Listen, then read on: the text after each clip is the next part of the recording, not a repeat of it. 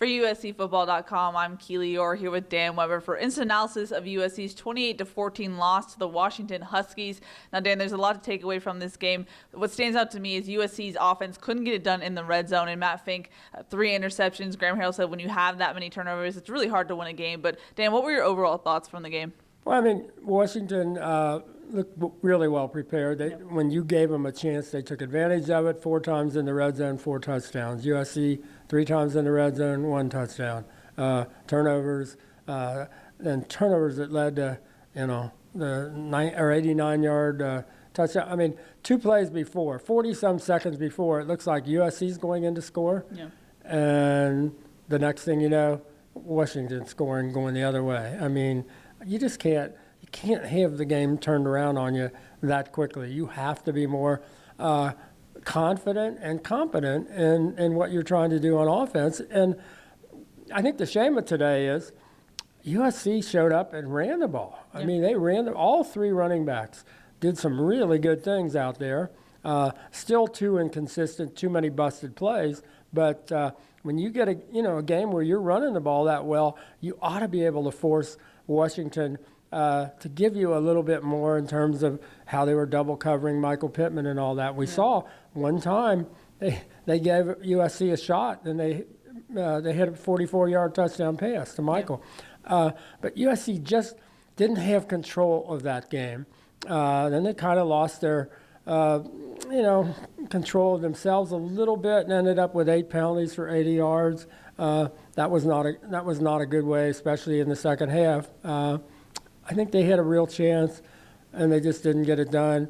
Washington is just one of those teams that, it's not a great football team, but they're really well coached, really disciplined. They do exactly what the coaches want them to do, and they just keep doing it, and they allow you to make enough mistakes to lose the game. And USC did exactly that. Yeah. When it comes to USC's offensive performance tonight, what do you take away from, obviously, Matt Fink's poor decision-making, 3 interceptions, but also play calling, especially in the red zone, targeting true freshman Drake London in the end zone for a tough catch? Where do you put the blame necessarily in this game?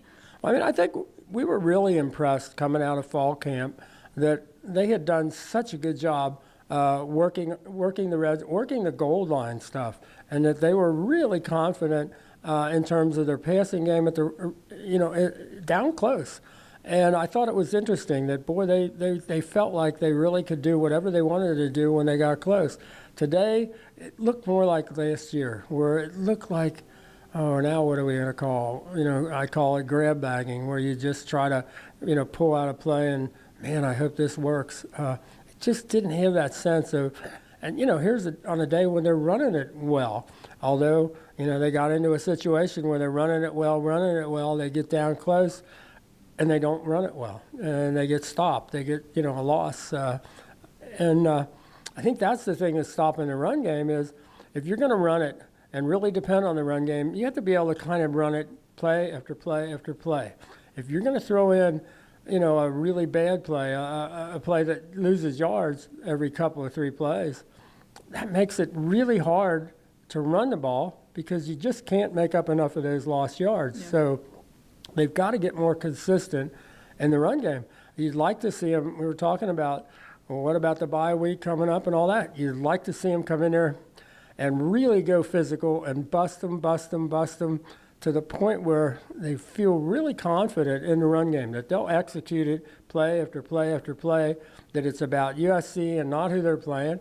And, then you got a chance to go line up against a physical Notre Dame team in South Bend and show what you're made of. But I don't think they can go the way they're going and just hoping that things get better. I think they've got to make them get better, and we're just not sure that that's happening on the practice field. Yeah, well, you just took away what I was about to ask you just now. Is you mentioned confidence in the red zone, consistency. We hear from the players' execution. How much does that then point back to preparation? How much do you question what they're doing in practice to get these players ready come Saturday?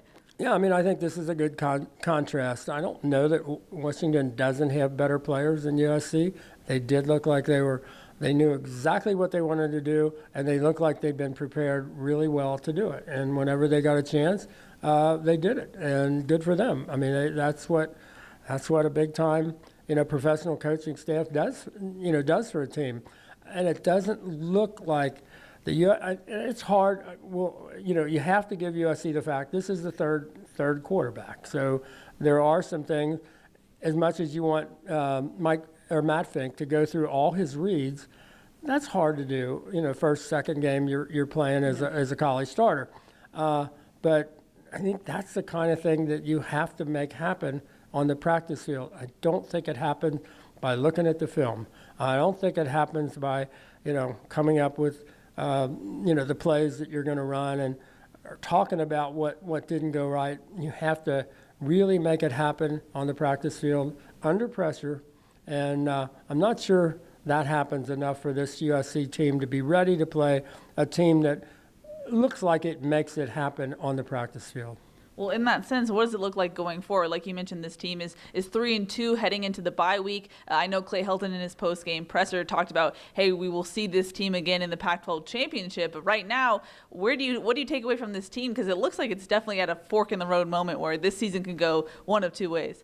Yeah, I think you got to get better this week. And the fact that you're not playing somebody this week, I think that gives you an opportunity to get better on all the things you need to get better at. And that just the consistency in the run game, the not throwing in the bad plays, the having confidence in what you're doing, at the goal line.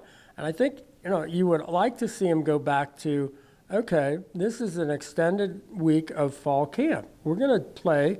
We don't have the pressure of getting ready for a game this week. We're going to do what we did in fall camp. We're going to hit. We're going to go after one another. The defense is going to put a lot of pressure on the offense. I think, today is a good example of USC's depth and talent. You had two new starters on defense in the secondary, and I thought they came in and played really well against Jacob Eason and some good receivers, and they hung in there, and good for them. But that's also makes it a little tougher because you think, man, with this kind of talent, you owe it to these guys to get them prepared to play as well as Washington was prepared to play. Yeah, we're on the same page, Dan, because you keep taking my next points. But like you said, Chase Williams and Chris Steele got their first career starts due to Elijah Griffin and Talanoa Hufanga being out for the game. They also were out of Greg Johnson because he violated a team rule, so he didn't get playing time in the beginning of the game. What did you take away from this defensive performance? I know some of the defensive guys were frustrated just because it seemed like they gave a good effort, but in the end it was all for naught because of the offensive performance. I thought the secondary tackled better. I'm still not sure as a team, it looks like they're a little hesitant and they break down maybe more than they need to because they know they really probably haven't done enough tackling. And so it almost looks like they're being a little hesitant out there.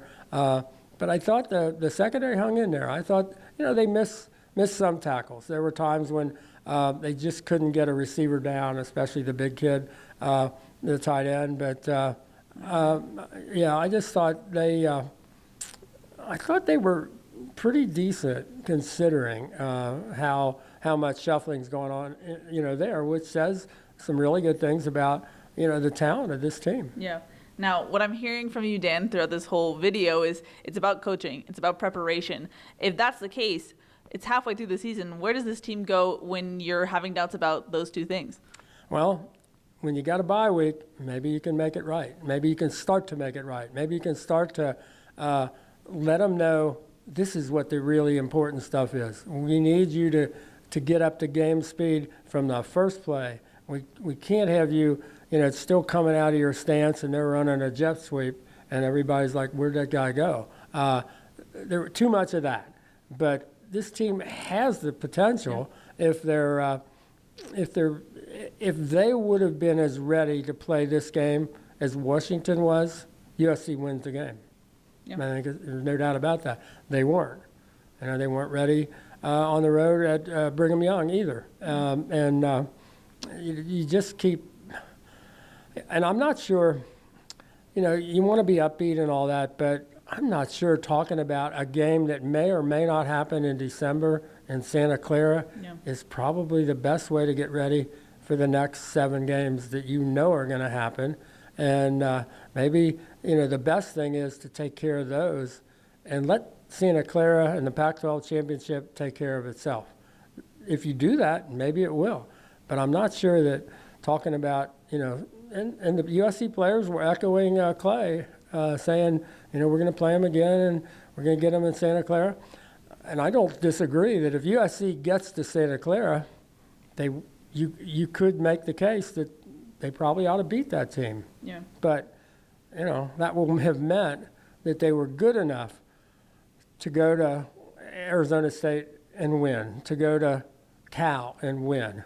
If they don't, if they're not doing those things, and then to beat UCLA at home and all that kind of thing, stuff that they couldn't get done last year. Yeah. And when they have their bad moments, you have these flashbacks of 2018. It's like, yeah, that's kind of what it looked like last year. And they've got to get that, they've got to, and I think the only place you can do that is in practice, on the practice field. It's not in the film room. It's not, with the game planning and all that. I think it starts with what you do on the practice field. And I think that's always been, the Achilles heel of this program in recent years. Yeah, without a doubt. As far as injuries go, it looked like USC came out pretty unscathed. I did note that tight end Josh Follow had a significant limp coming out of the game, walking out, and he had ice on his left knee, I believe, so that's something to watch out for. But Trojans are lucky they do get a bye week, so they can kind of rest those bumps and bruises. But Dan, any final thoughts before we wrap it up here? Well, you got to like the improvement where you got improvement, the run game, the fact that you had new people in the secondary and they hung in there and kind of neutralized Jacob Eason. I think they really got to work on the pass rush. I think they got stagnated too much at the line of scrimmage. I think they've got to make some decisions about how they're going to get pressure on quarterbacks, and they really got to. The two things I think that make up football are blocking and tackling. I think they did a little better in the blocking part of it, not enough better in the tackling part of it. But I think with the blocking, if you can get consistent and do it every play, not just 2 out of 3. When you run the ball, you got to be able to kind of depend on it to make it happen every play. But they ought to be encouraged by these running backs. I thought all of them, when they had a chance, made a play. And that's a good thing. And the only times they didn't make plays were when they got crushed in the backfield before, they had some slow developing plays and all that. But, so that's a positive thing. But they didn't make it pay off. They made it look good. On the stat sheet, you say, oh, they got more yards than Washington, or more, ground yards and all that. But if you don't make it pay off with touchdowns, then what's the point? Yep. Without a doubt. It's a good note to end on there, Dan. That's going to wrap it up from Seattle, Washington. For Dan Weber, I'm Keely Eure. For more, check out uscfootball.com.